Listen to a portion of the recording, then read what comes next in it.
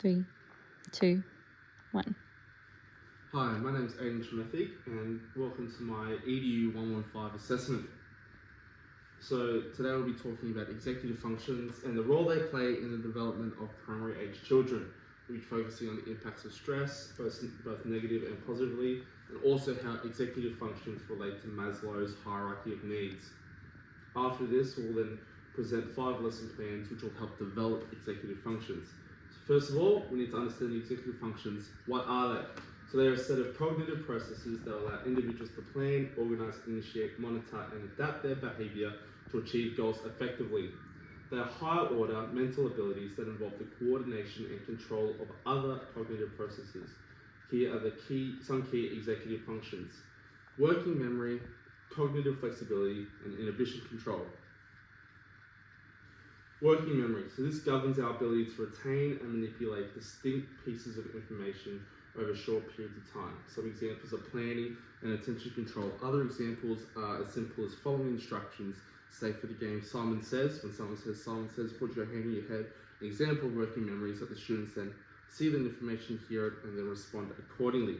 Another is reading comprehension. If students are doing an English assignment or test and it's judging their comprehension, it'll be Johnny had blue shoes, and then the question will be to respond to that will be what color were Johnny's shoes. An example of working memory is that the children hold that information and then say that he had blue shoes. Another is mental arithmetic, which is the ability to do maths in your head. It's the ability of retrieval and remembering. So 2 + 2 = 4, or remembering a phone number. So those are a few examples of working memory and how it functions as an executive function. The next is cognitive flexibility. So that's the ability to sustain or shift attention in response to different demands or to apply to different rules in different settings. This is our creativity, adaptability, and resilience. Examples of this is task switching. Say students are going through a few classes during the day. An example of cognitive flexibility is going from maths to art. It could be writing a story using a stimulus or adapting to new routines. Say students have a teacher for 4 days of the week, they adapt to the routine, all of a sudden that teacher's sick, a substitute teacher comes. Their cognitive flexibility is then being able to adapt to a new routine, or say a student was in grade 2, had a routine, graduates to grade 3 with different expectations. Cognitive flexibility is measured in their adaptability and resilience in that setting.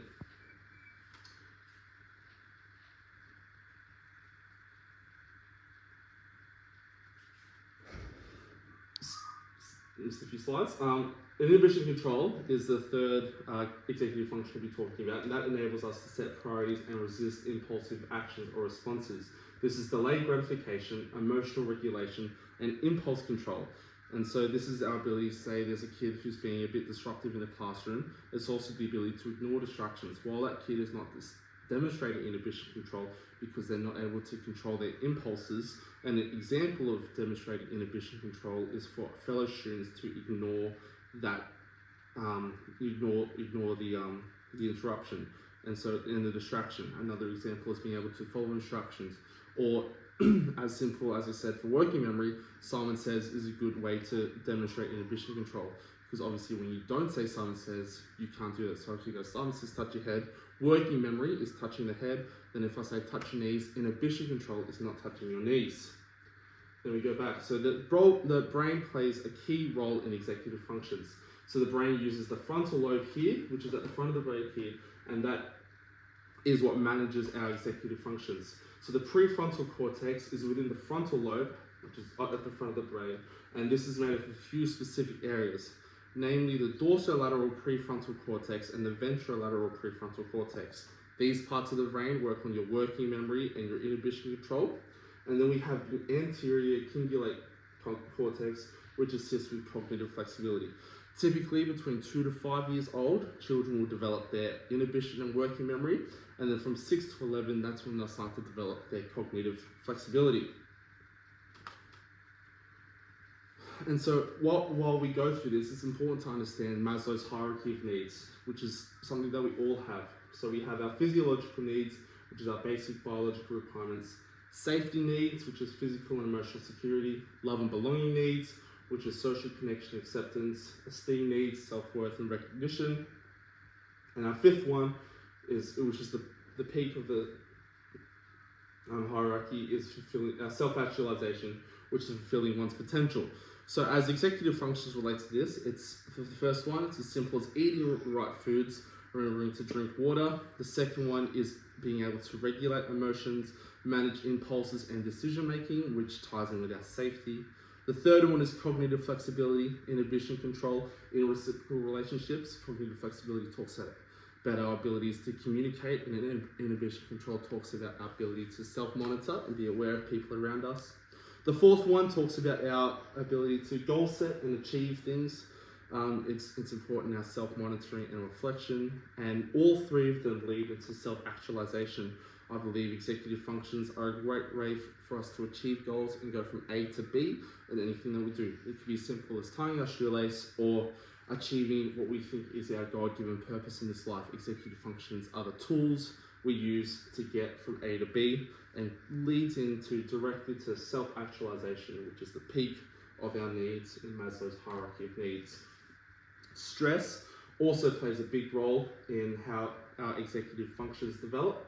There's negative effects to stress, which is impaired working memory. Stress disrupts information processing, such as working memory. There's reduced cognitive flexibility.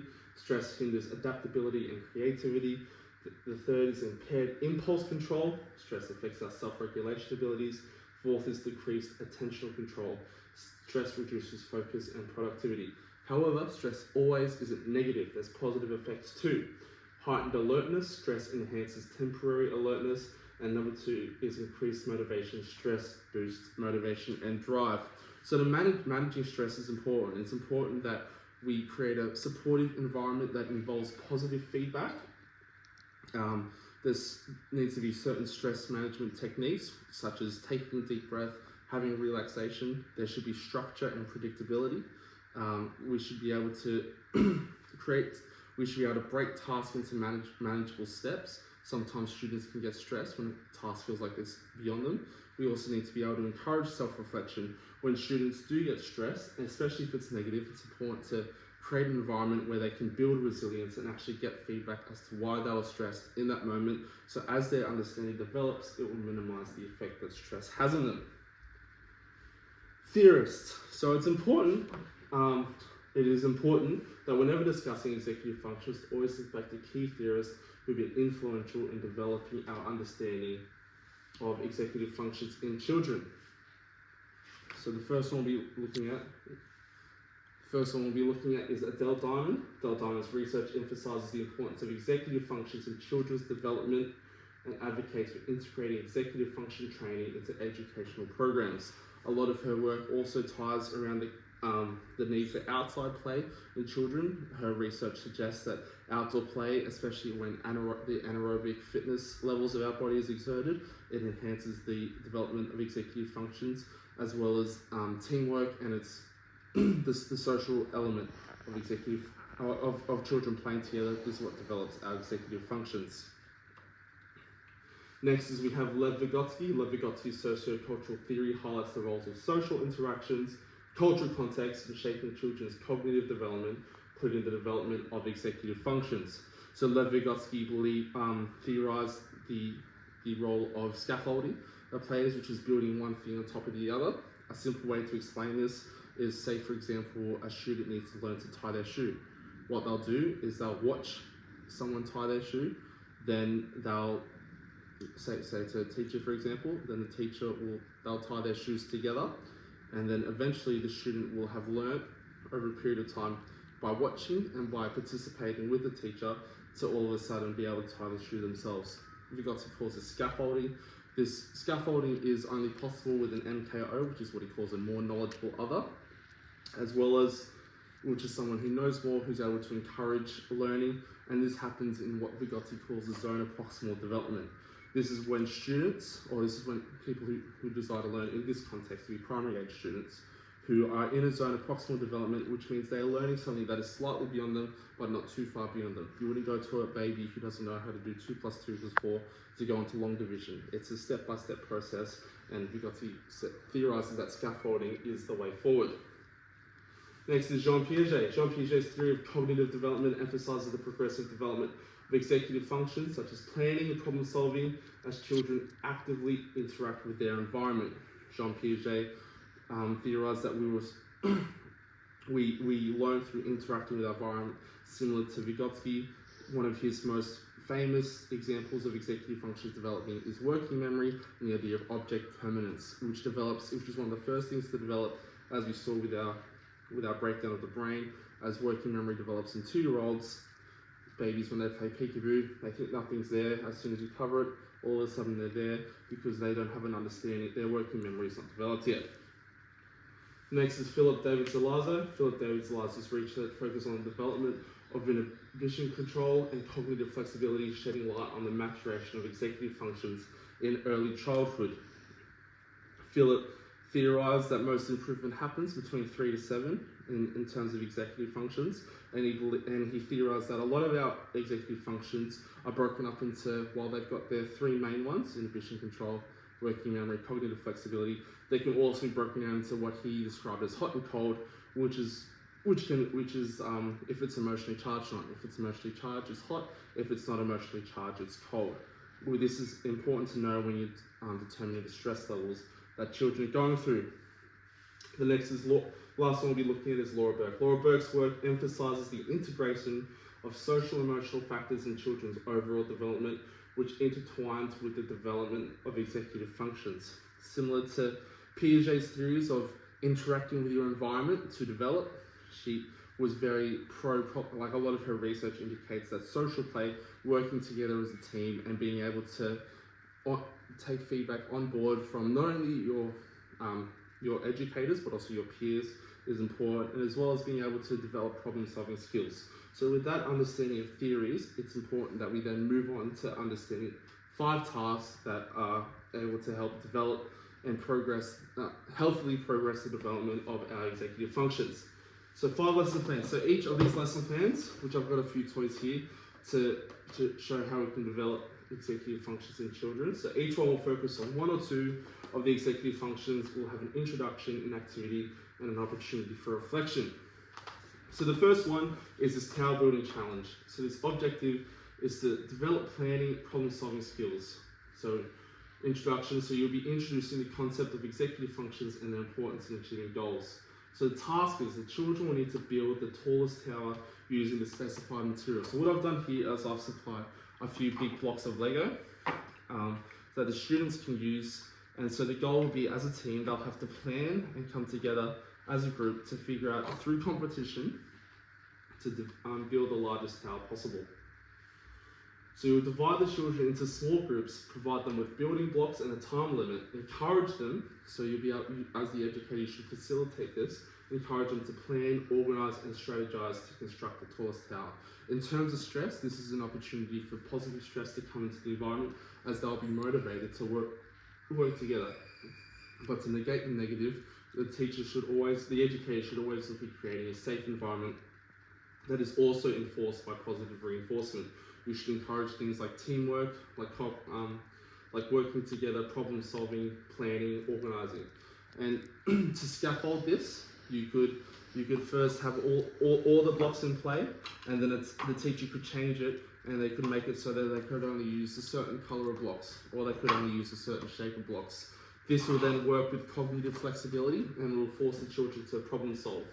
So as the educator observes and offers guidance to scaffolding their plans, problem solving and teamwork skills. As you reflect, it's important that the teachers always use this chance to facilitate a group discussion about the challenges they face and the strategies they employed. Encourage the students to reflect on how planning and problem solving contributed to their tower building success. The next one is sorting and categorizing. This is how we can develop cognitive flexibility, categorization skills. So what I've got here is I've got a deck of cards. I'll just use a few, and it's a good game to play that will help develop their cognitive flexibility as well as their working memory, is create an opportunity for the students to develop by playing this game. So the activity is to provide children with either objects of various shapes, sizes and colours, or you could use a deck of cards. You could easily use blocks like this, or cards like this, and instruct them to sort the objects into different categories based on different attributes. So for cards, you could use colour, say sort all the red ones and all the black ones together.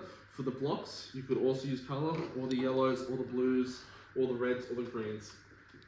You could scaffold this by making it slightly more difficult, and you could also include obviously stress and like positive amounts of stress by turning into a competition which is backed by positive reinforcement. So then encourage them to switch between different sorting criteria to develop cognitive flexibility. So you could go from colours of a card deck, go from red, so you go from suits, so all of a sudden these two queens will not be in the same. They'll be a heart and diamond, and you're scaffolding their understanding of cognitive flexibility. At the end, you'll guide a group reflection on how they adapted their categorization strategies and the challenges they encountered, discuss the benefits of cognitive flexibility in problem solving and adapting to new situations. You could change it on the fly as you go, which will force the students to develop their cognitive flexibility, which will be beneficial in developing their resilience and adaptability. The next one is a memory game. You can do this one with cards too. You could develop working memory and cognitive flexibility. First, you'll explain the importance of being able to remember and adjust to situations, and discuss how flexible thinking allows for considering multiple perspectives and solutions. So play a memory game with cards featuring various objects or pictures. So what you could do is with these two cards, put them face down, and you could ask which one had the 3 on it. It could be as simple as that, and slowly you could scaffold it into adding a few more cards. Or another example is you could have the cards in an order and then tap the cards in a certain order and make the students follow them. What this will be doing is this will also be tapping into their working memory, which is also their mental arithmetic, the ability to manage patterns and actually adapt to the situation as well through cognitive flexibility. So it touches those two executive functions. Encourage children to adapt their strategies, remember card locations, and shift between different sets of cards, or like different faces, different numbers, all those sorts of things. You can show up all the cards, and only a few of them have numbers on them. You like tap the cards that have numbers on them, so on and so forth. This is something you can scaffold quite easily. Reflection: facilitate a group discussion on their memory game experiences and the strategies they employ. Emphasize the role of working memory and cognitive flexibility in successful gameplay. The fourth task is we could write a story using a stimulus. You could put together a short story using a stimulus provided.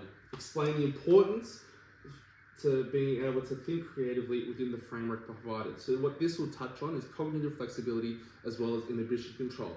So what you do is you provide students with just one piece of paper, a limited time frame, and a strict structure as to what their story is to provide. So for example, you can provide this the students either have a beginning, middle, and end in their story, as well as characters, conflict, and resolution. You will give the students one page and a set time frame to complete the task, and encourage the students that they will be rewarded by their creativity within the structure. So, for example, if you gave the students the structure, the stimulus of the Sydney Harbour Bridge, they would then have to, within that framework, actually adapt to the environment and also have impulse control. They won't be able to go more than a page. They won't be able to not have congruency in the sense of a beginning, middle, and end, but through that, they'll develop their cognitive flexibility by adapting to the environment they're put in. So as you reflect, we discuss what the students found challenging about the limited space and time they had, which will help them reflect about their inhibition control and help them develop that as they understand it. And secondly, you can discuss how the students had adapted but still be creative given the stimulus they were provided. The fifth one is a goal setting collage. This is influenced by Laura Burke, and we could develop goal setting and self-monitoring skills. So you'll discuss the importance of goal setting and especially the idea of delayed gratification, which is massive in inhibition control, and explain how self-regulation and executive functions play a role in goal attainment. So you, as a teacher, you'll provide a magazine, you provide art and scissors, and you instruct children to create a collage representing their goals and aspirations. So what I've done here is I found a little missions magazine, say it's in a Christian schooling context, and this has multiple countries in it that people go, not just third world countries, but a few first world countries, and you could ask the students to, on just one blank piece of paper, cut out So what I've marked out here is there's a little village in Africa. Say a student finds this enticing, they can cut this out, put it on a piece of paper, and this could be a goal of somewhere they would like to travel to and for a missions trip one day. So as you go through this, what the students are beginning to understand is that this is not something they'll be able to achieve tomorrow, but this is something they'll be able to achieve over a long period of time. This is then beginning to teach them the benefits of delayed gratification, which directly links to inhibition control. So this could also be cognitive flexibility and working memory as they begin to develop their executive functions. I believe executive functions are the tool that we use to get from A to B. So using this task, this actually ties in directly to Maslow's hierarchy of needs. This is something that could lead to elements of self-actualization.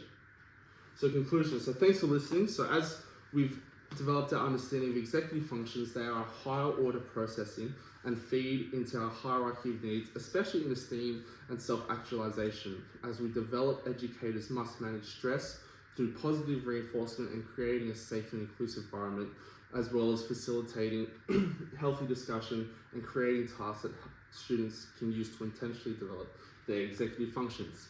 Thanks for listening.